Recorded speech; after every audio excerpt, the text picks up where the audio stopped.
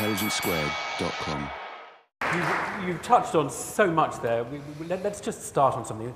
Some people think the bankers were bad. I mean, these were crooked people who most of them should be put in jail. In fact, I'd say that's the common view. Some think they were mad and they were just making mistakes. Your account really is that they were just doing what the system told them to do. Is that you're being perhaps a little bit kind to them there, aren't you? A little bit. I mean, there were some people who were bad. There were the Barry Madoffs. There are some people that there's a big question mark over. People, you know, some of you may have seen the Enron play and Ken Lay.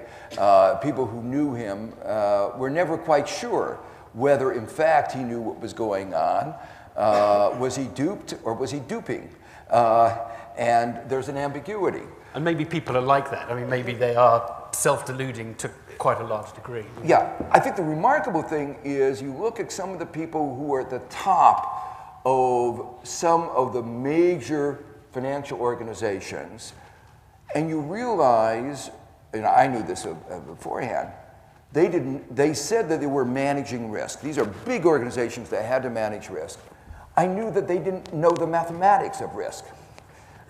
You know, the small tail, what a correlation meant, what a small probability events. They didn't understand what they were doing, but they believed that they did.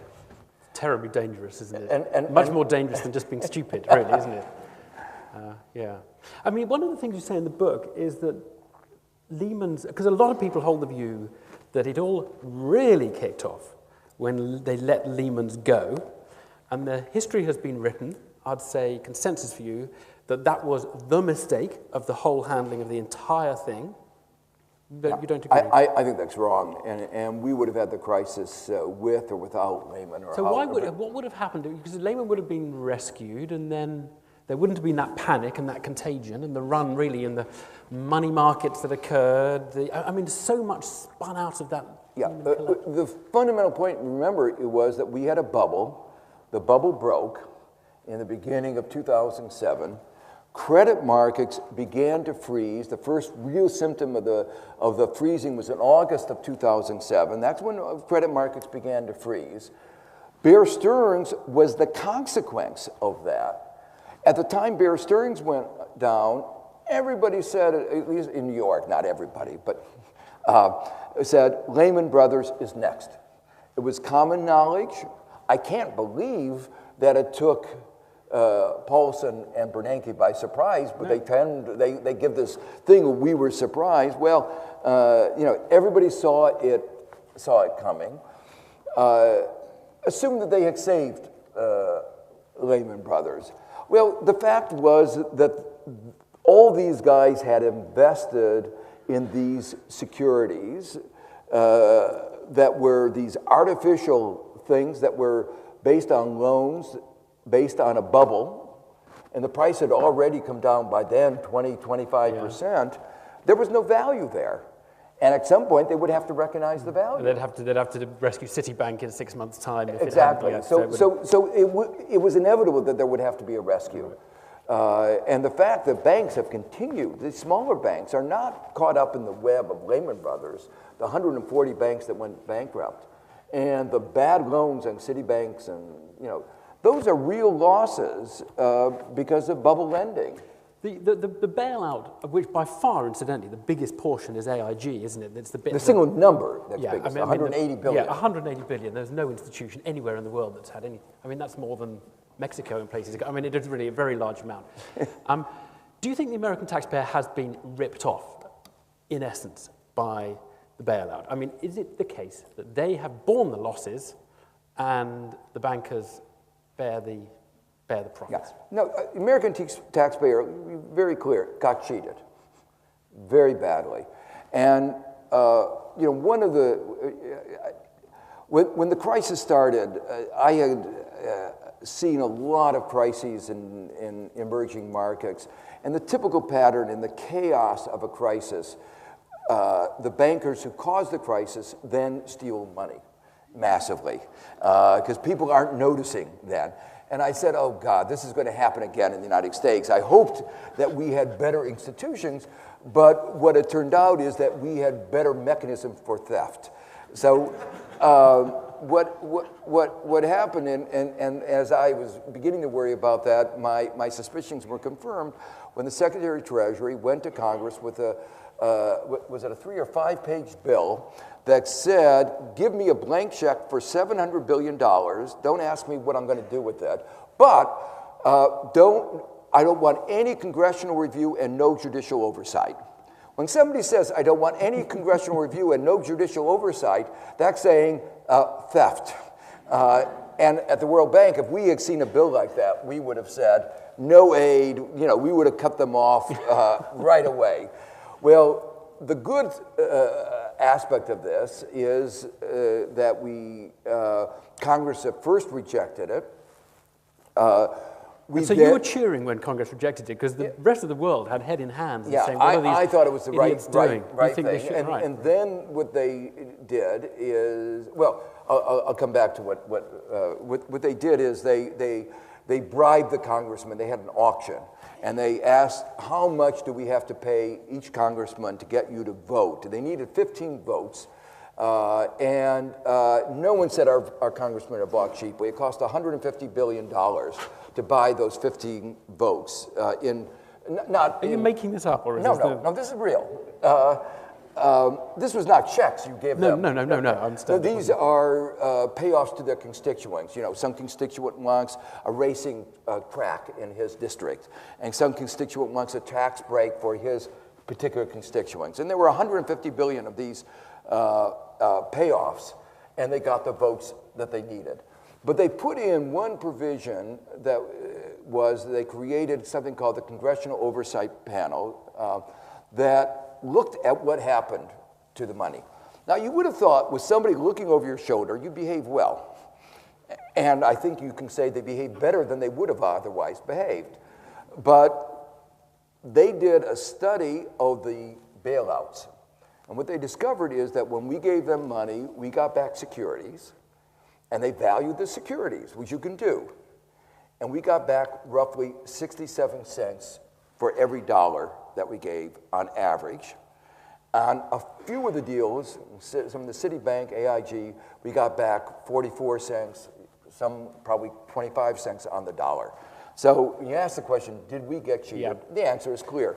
If we compare it to what Warren Buffett got in the deal when he gave the money to, which was an arm's length deal, you say a market deal, what he got when he gave money to Goldman Sachs, I don't want to talk about how badly we got cheated. What about the British, though? Because we did it a slightly different way. We put much more emphasis on taking shares back of the banks in return. It looks like we'll lose money on those transactions. But do you think the British did it better? How would you rate the UK response to this? I think the UK did it much, much better in 3 ways. First, you had some sense of accountability that some of the CEOs had to go. Secondly, you put some conditions. We didn't put any conditions, so we allowed the money to pour in and pour out. And we gave the story that we had to recapitalize the banks in order to help them lend. But if money is pouring in and pouring out, that's not recapitalizing the banks. Thirdly, you tried. It wasn't totally successful, but you understood you wanted the banks to start lending. And you tried to get some incentives, some institutional reforms to get the banks to lend. It was not as successful as one would have hoped, but at least there was a clear view of what needed to be done and was moving in the right direction. I just want to talk about the economics of this crisis a bit, the roots of it, because you're quite harsh in the book on the central banks. You obviously aren't going to be on Alan Greenspan's Christmas card list for a few years. What would you have done in the years running up? The central banks faced this problem. There was this huge glut of extra stuff coming from China. There was disinflation in the West, really. I mean, there was this huge downward pressure on prices because this stuff was coming in. So the central banks felt they faced this problem that if they didn't gee us up with low interest rates to buy all this stuff, we were going to get stuck in a deflationary trap. The world, they feel, is, deflation they think is a terrible, terrible thing. So they just didn't want that to happen. So they really had to force us, if you like, using interest rates to borrow more, spend, perhaps overspend, in order to keep the world economy chugging along okay. Now, you see, you would say, well, it led to a boom and inflated asset prices and the housing bubble and all of that, but you can sort of see why it was difficult for them for those years, can't you? See, my complaint about the central banks is not that interest rates were low, but that they didn't do the job of regulation and looking at after the structure of the financial system. You know, the excuse that you sometimes hear for financial markets is interest rates were too low. Now, have you ever heard a firm complaining, the reason I lost money was my workers were willing to work for too low of a wage? You know, if somebody said I lost money because wages were too low, you'd say, you know, you wouldn't have made money if the wages were higher. Yeah. Yeah. So what's the major input to finance? It's capital. And lowering the cost of capital should be a good thing. Now, if they took that low cost of capital and allocated it to where our society needed it, we would have had a boom. Yeah, we would have had a long-term boom. You don't want... And there have been periods in which we've had low cost of capital and in which we've grown. You've invested it sensibly rather than puffed up a housing bubble. Exactly. But you don't want... And there was one difference between that period and this period. Good regulation. In the years after World War II, for actually a 30-year period, we had good regulation, and we had the only period in the history of capitalism in which there have not been large numbers of financial crises. But you see, your rules imply things like saying no one can have anything more than an 80% mortgage, right? That's right. I mean, there are a lot of people who think of a 95% mortgage as a liberation because then they can get or on even the housing 105% or of mortgage as a liberation. Most extreme. Yeah, but I mean, so it does involve a real sacrifice to real people and people who maybe are not as able to access credits and muster resources as us. Well, there are costs, but if you ask the question, the cost to our society and the cost to many of the poor people in the United States has been much greater. You know, a lot of people criticize the government's attempt to increase home ownership. And my response is that there is a home appropriate for everybody. They could have gotten a slightly smaller home and been within their ability to pay.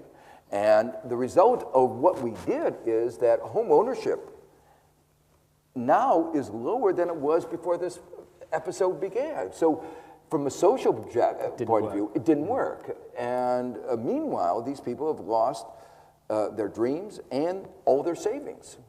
And you know, it's a little bit hard to convey what has happened to the lives of so many people at the bottom. There's some very dramatic films that are being made that are trying to convey the devastation. You know, it's not just dollars. It's really a devastation of their whole expectation of the future life of them and their children.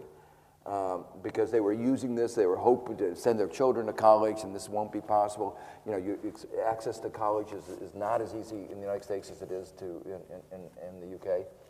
I'm going to throw it open to the floor in a moment. I just want to ask you another, because really the book does attack all sorts of shibboleths. We've talked about some of them, you know, easy mortgages, 100% mortgages. Lehman's was the cause of the start of the whole thing. There's another one, central bank, independent central banks. We thought we had arrived at a nirvana in 1997 when we made the Bank of England independent. This was state-of-the-art macroeconomic control. Should we really be rethinking that? Yes. And the reason is very simple. When you said independent, the question was independent of whom? And what happened in the United States, our central bank was captured. It was captured by those in the financial market. In 1994, Congress gave the Federal Reserve the right to regulate the mortgage market. It recognized the potential danger, but the financial markets saw a party, and nobody wanted to be a party pooper, especially when it's all your friends that are enjoying. The fact that somebody else is going to have to clean up the mess at the end, that's a problem for somebody else. And what you saw was the extent to which people like Greenspan and Bernanke got caught up in the ideology of the financial market. Cognitive capture. They just enter the same mindset. Capture. Yeah, they're not no brown envelopes. No, this was really cognitive But capture. interestingly, you see our central bank governor, Mervyn King, I mean, he didn't have the mortgage market to regulate, and he made all the same decisions, really, didn't he? I mean, it's very hard to pinpoint any one country or one regulatory system or one kind of institution that succumbed to the temptations of these mistakes, because they all did everywhere. The Germans, the Japanese, the French, the British, everybody made the same mistake. So it can't just be, brutal American capitalism that was at fault here. And that's why I emphasize it's the role of ideas. The same, we exported ideas and they re-imported them.